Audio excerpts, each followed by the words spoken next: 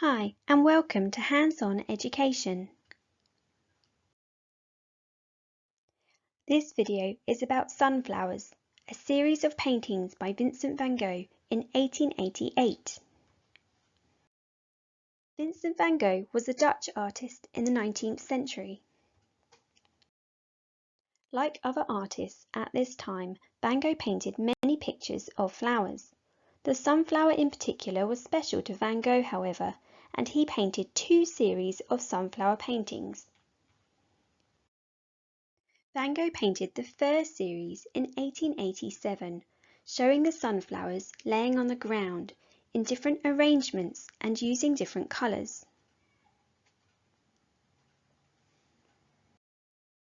Van Gogh saw sunflowers as a sign of friendship and gratitude.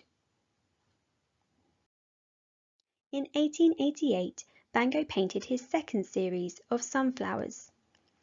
This time, the sunflowers are arranged in a vase. The paintings show the sunflower at different stages of life. Here he shows the sunflower open and full of seeds. The petals are bright and bold.